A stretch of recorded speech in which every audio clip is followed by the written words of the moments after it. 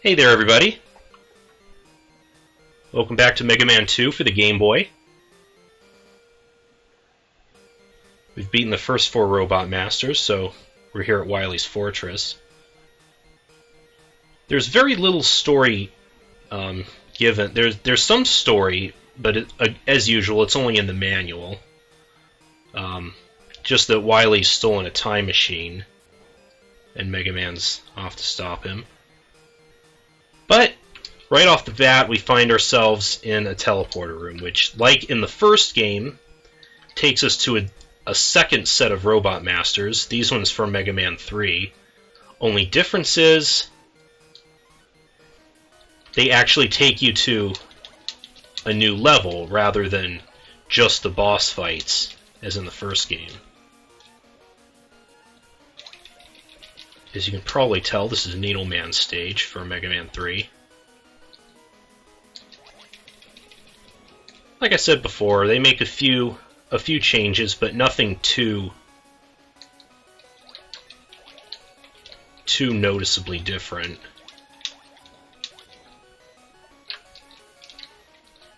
Not like in the first game, where they actually added in a lot of elements from Mega Man 2 into the Mega Man 1 levels.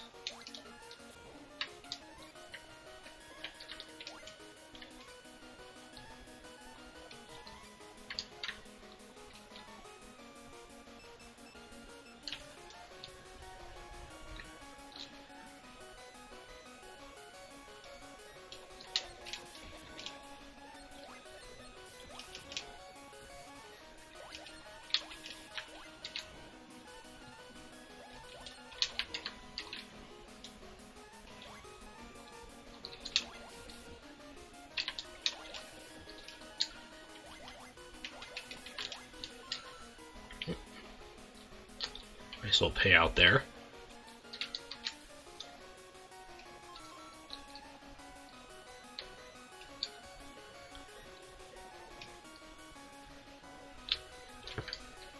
And some pretty cruddy hit detection from that spike there.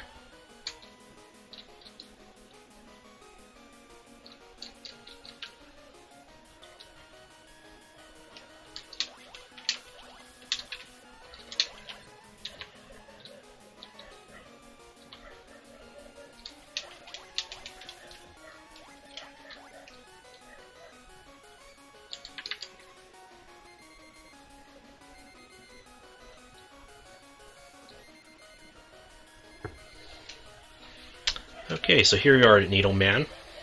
Once again, looking kind of dwarfish, this sprite. The air shooter works pretty nicely on him.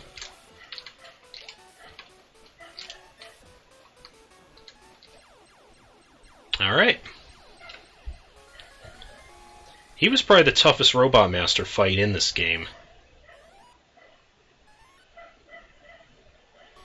Like I said, most of the game is pretty easy. There aren't too many hazards, and what hazards there are, you can fly over with Rush Jet.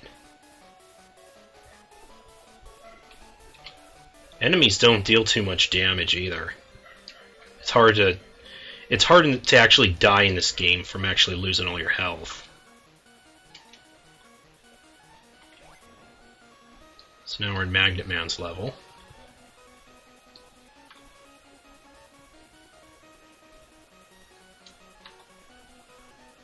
Again, a very similar portion here at the beginning.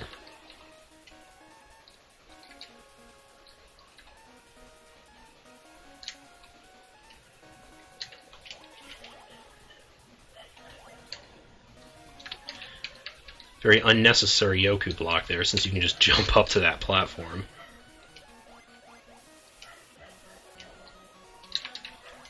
Now this is odd. The missiles that the giant springers shoot are actually invulnerable. You can't destroy them. Fortunately, they're smaller and they're not as hard to deal with.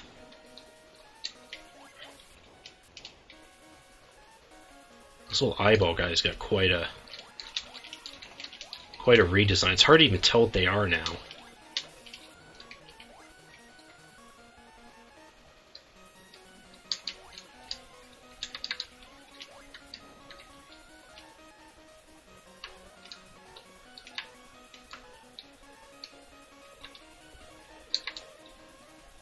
Okay, we got this Yoku block segment from the original Mega Man 3.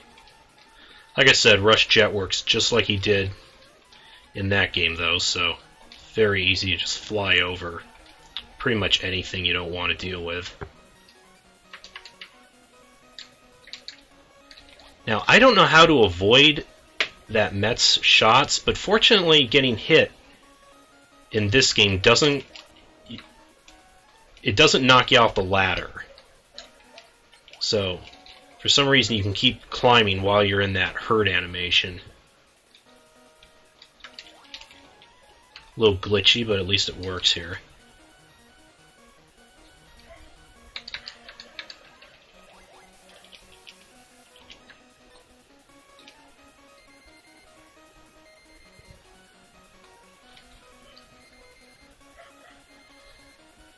Okay, so Needle Cannon is Magnet Man's weakness this time.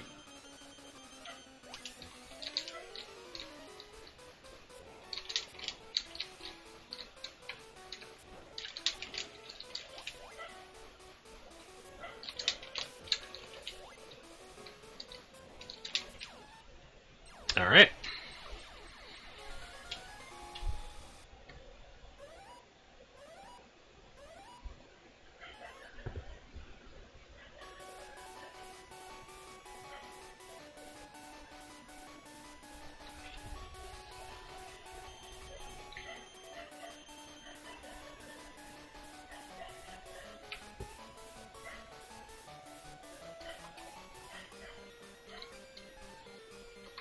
Okay, next we have Hardman's level. Seems to have changed out the Rocky level for a more metallic look.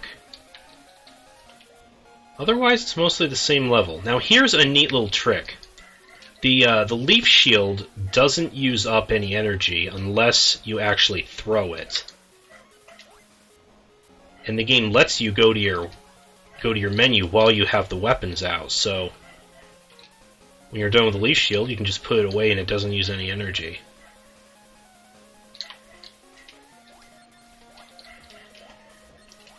You can probably use it elsewhere, but I find it works really well in this stage with the bees.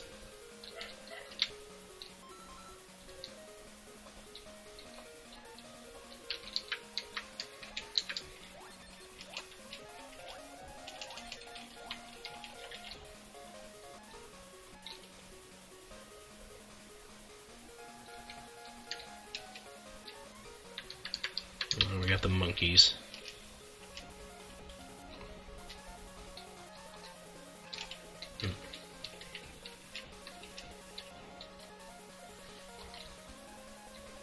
Metal Blade works pretty good hitting him, but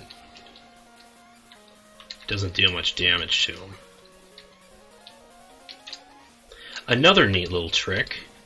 You can also go to your menu while your energy bar is filling up, so you can grab one of the large energies and then you can actually switch weapons and it'll fill that up instead. So you can actually fill up a couple weapons with one capsule that way.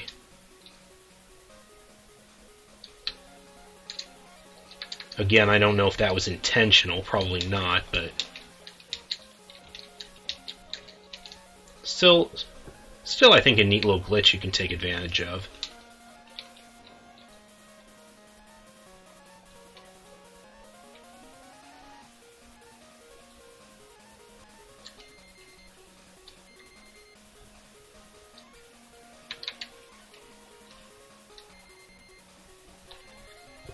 Hardman fight is mostly the same as it was in Mega Man 3, although, except with one difference,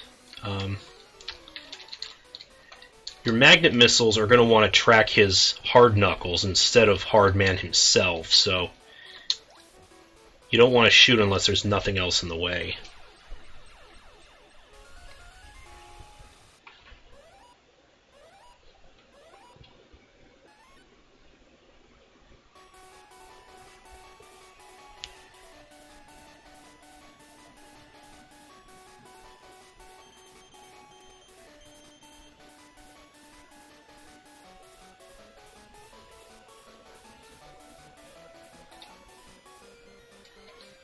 Okay, and last but definitely not least, we got Top Man's level.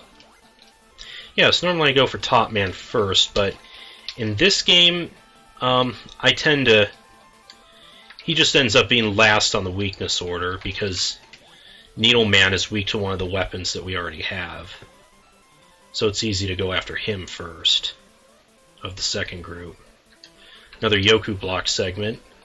Neat little new addition here. But again, bypassable with Rush Marine.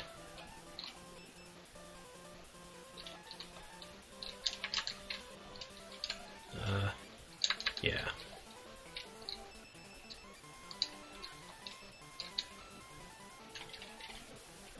Since you don't get your weapons refilled in between stages after the once you actually reach the second group of Robot Masters, they don't refill your weapons in between stages, which kind of sucks because then that means you gotta conserve your energy. Alright, we're maxed out on 1-ups already.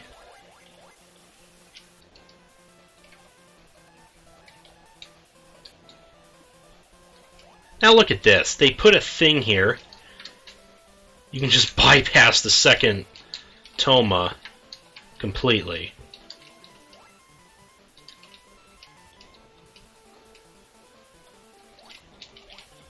So this game goes really easy on you.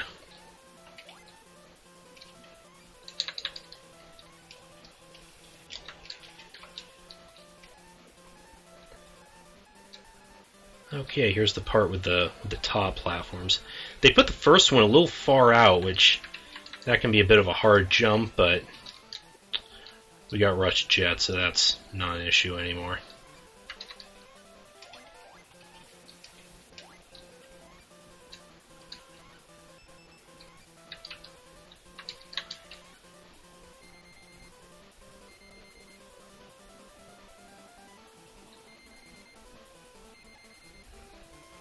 Okay, and again, Top Man should be the same fight as before.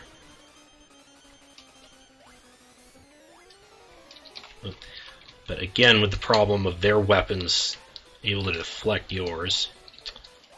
Seriously. Oops. There.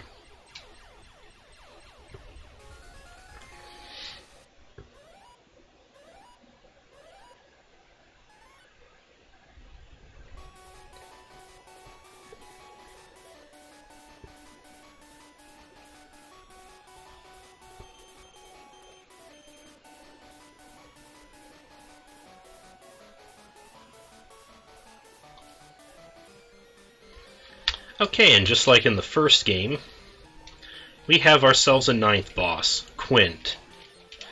Not really a one of the Rockman killers. According to the story, he is actually an alternate future version of Megaman that Wylie brought back with him, and apparently brainwashed him to fight Megaman. Unfortunately, despite being based off Megaman, all he's got is this wimpy pogo stick, which is embarrassingly easy to avoid. So yeah, he is super easy. That's all there was to it.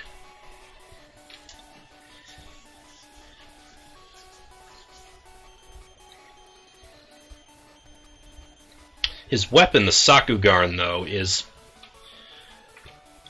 really horrible, though.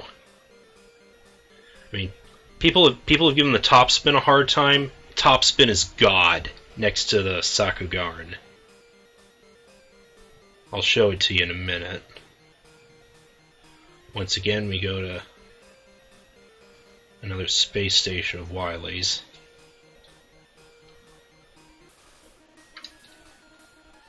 The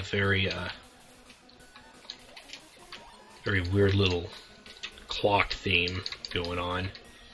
Again, probably something to do with the whole time travel thing he had going on, but this is the SACU Guard. It lets you... Oh, nice. It doesn't even work on... Okay, it does, but you just take a lot of damage from it. So yeah, basically it just lets you jump high, and then you're supposed to be able to hurt enemies by jumping on them, but it also seems to hurt you. I haven't seen any way to not take damage as well.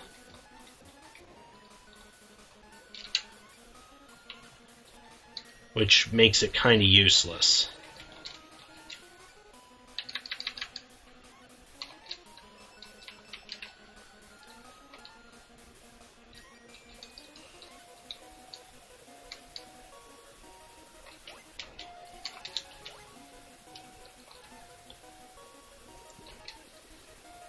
Spin our way through these guys.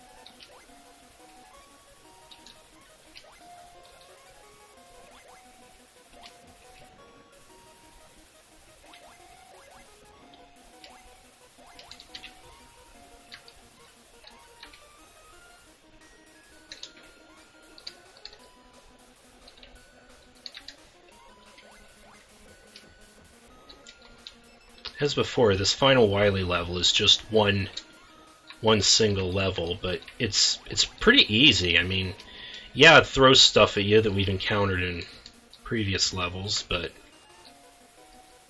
not usually in a very difficult way.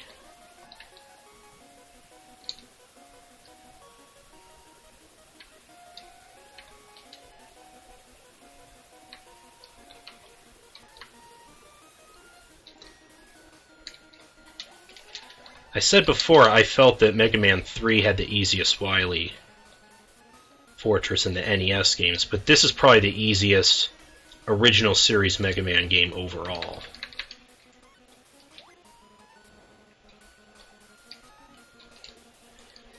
I've actually found out the hard way. Don't shoot the hard knuckle while standing on these. Otherwise you actually fall through the cloud, and it's easy to land on those spikes then.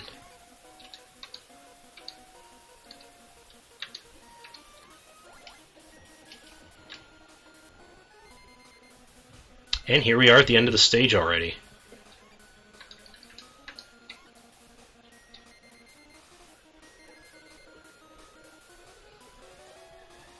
And again, with these really silly-looking redrawn sprites, Wylie looks itty-bitty in that mech there.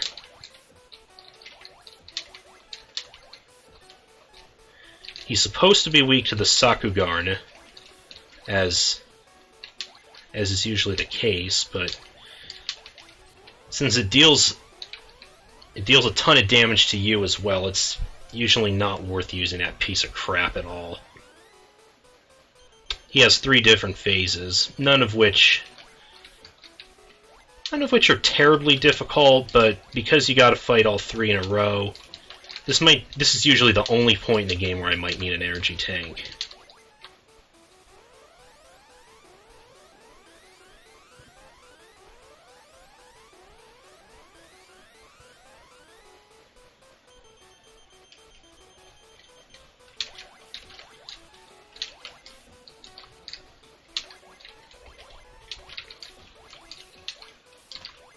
Oh. Okay, the way that thing shoots.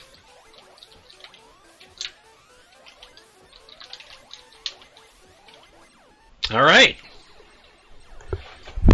And that was the final boss.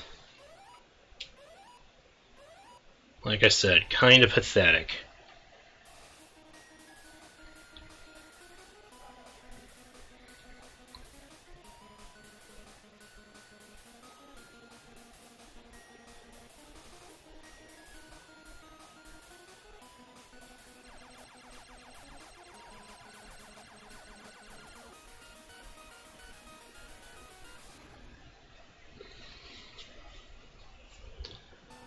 Wylie goes crashing back to Earth, survives somehow for the next game,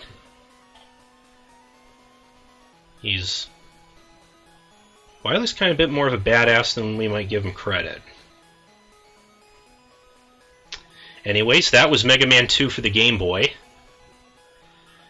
Actually, the Japanese names for these Game Boy games was Rockman World. The first one was called Rockman World. This one was Rockman World 2, and so on.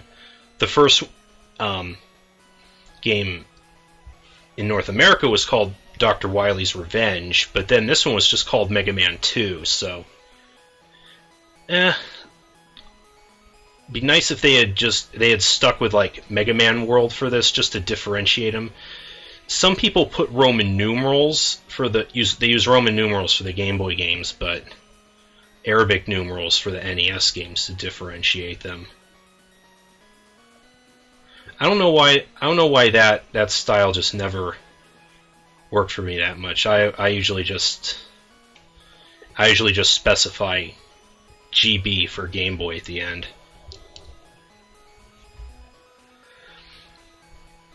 But yeah, a lot of people didn't like this game. I mean, it's without a doubt the weakest game in the Game Boy series.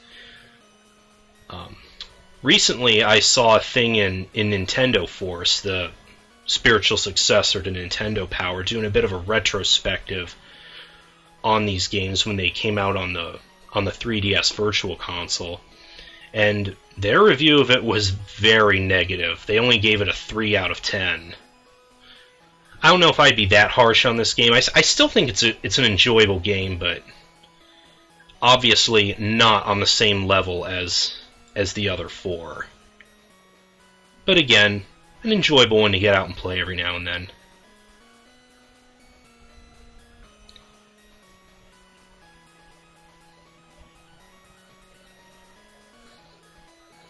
Like I said, it's super easy, so that might add to some of the appeal of it for like as a portable title. The fact that it's easy, you don't have to take down a big long password like you do in some of the later ones. But we'll cross that bridge when we get to it.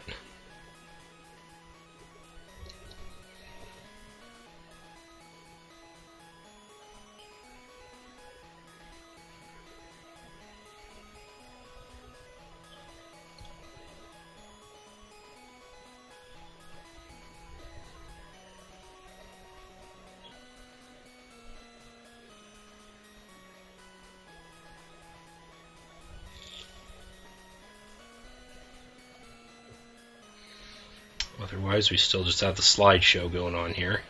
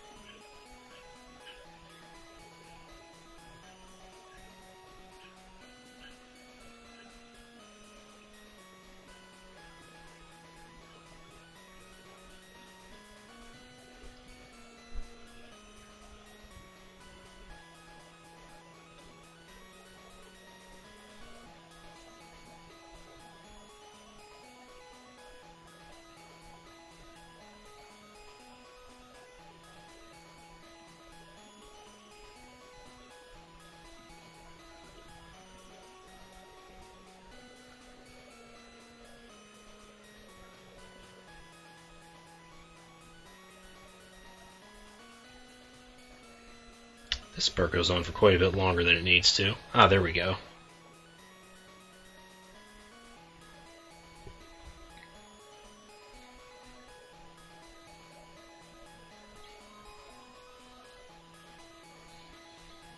Okay, so thank you all for watching Mega Man 2 for the Game Boy.